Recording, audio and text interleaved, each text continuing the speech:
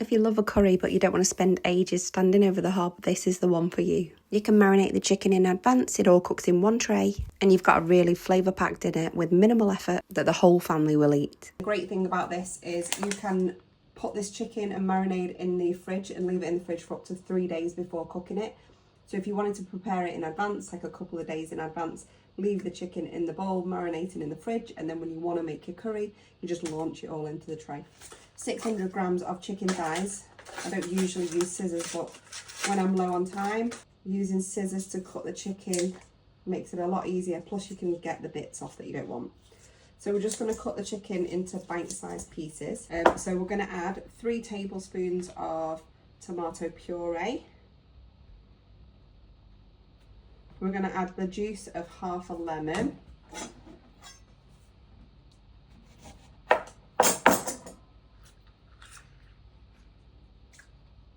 No seeds in that one. We're going to add some yoghurt, about 4 tablespoons.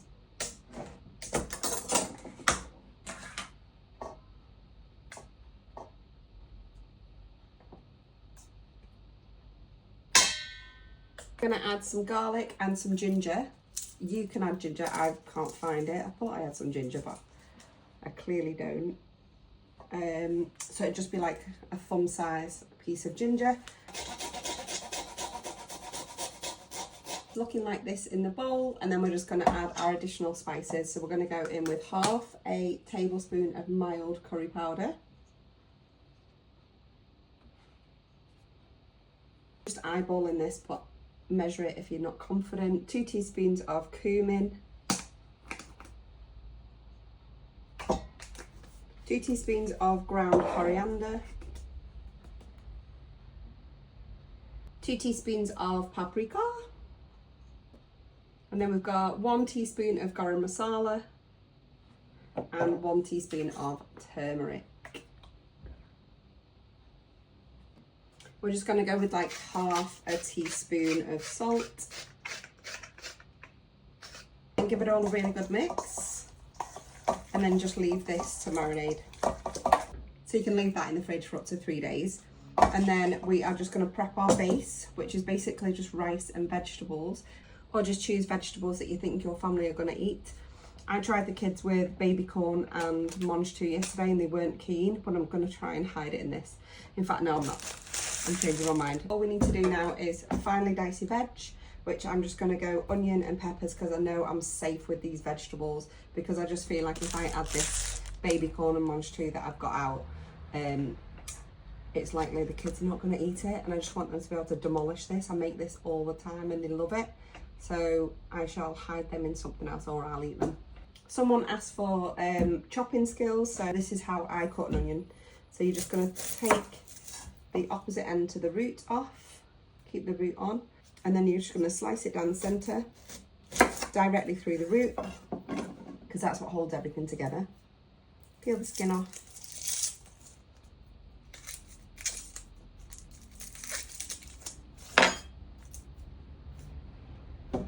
And then this isn't necessary.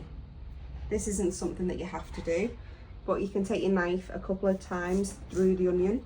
I'd only go about 2/3, because if you go further than that, it starts to break apart when you're trying to cut it. So you can do that a couple of times. And then, very carefully, we're just going to slice down our onion. Let's say, what are they, like 1/2 centimetre, 3/4 centimetre slices.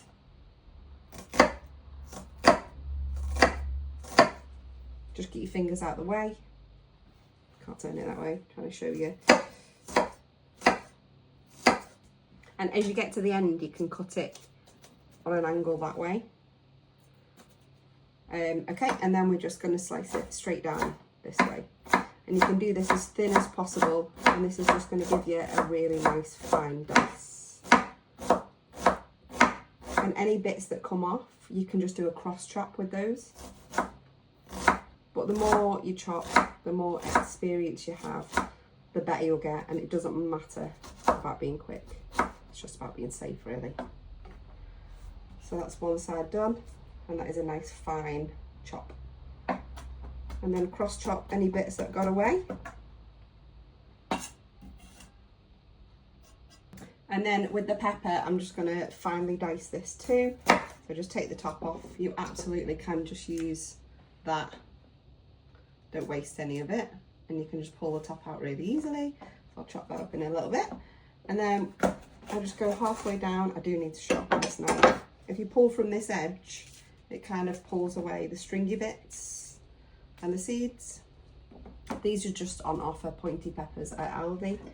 And then just to finely dice, I kind of flatten it and I go on a diagonal.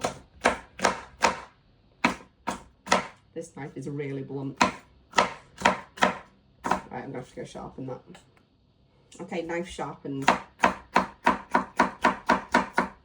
So just bring it all together, turn it outside. Nice little cross chop motion. I do want to get these quite small so that the kids will eat it.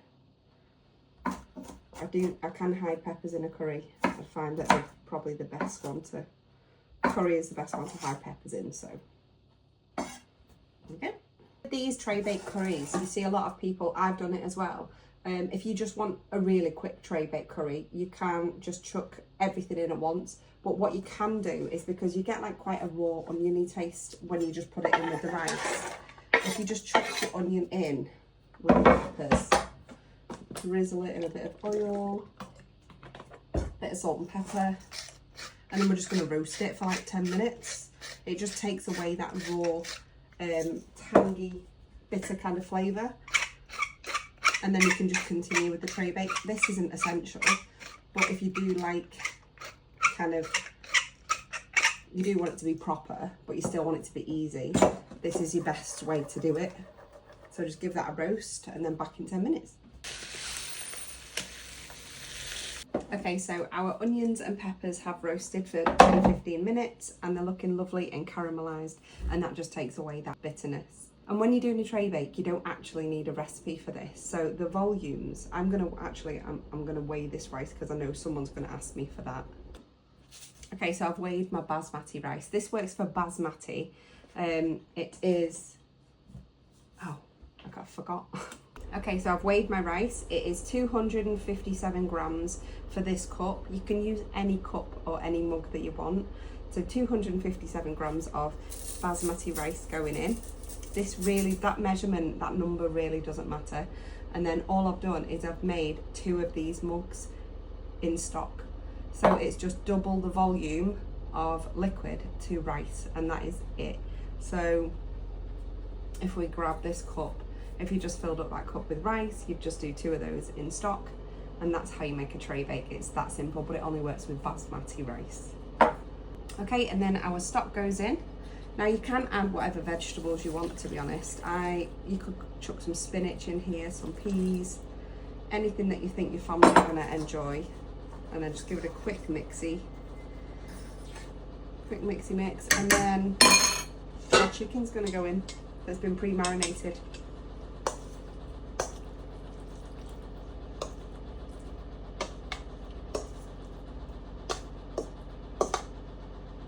I am going to get all the rest of that sauce. I just don't waste any of that flavour.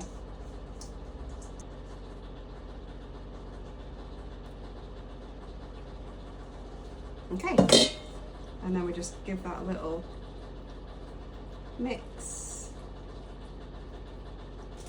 I don't know why I thought putting the washing machine on spin would be a good idea, but if you can hear that, that's what it is. Okay, so we're just going to cover it, seal it airtight with some foil, and then it's going to go into the oven for around 50 minutes to an hour. Our chicken and rice tray baked curry is done, and I've just let it rest in the oven for like 10 more minutes, and that just allows the additional moisture to be absorbed. So let's take our lid off. That smells so nice. So this is what it looks like. I'm just going to be serving it with some coriander, some mini poppadoms, and with not naan bread, we like to do garlic bread, mango chutney, some lemon juice, and yoghurt. Again, just so you can see the texture, it's perfectly cooked. gorgeous. This is how I like to serve my portion. So we get our chicken tikka baked rice. This easily serves 4. Okay, so there's our baked rice. And then we go in with some poppadoms, which is going to scoop up the chicken and rice, just on the side there. And then we're going to have some yoghurt, because I am obsessed with eating yoghurt with a curry. So a big dollop of yoghurt, because I love yoghurt and curry. I'm going to go with some mango chutney through our yoghurt, some coriander, and some lemon. And that's it. That's our chicken tikka baked rice.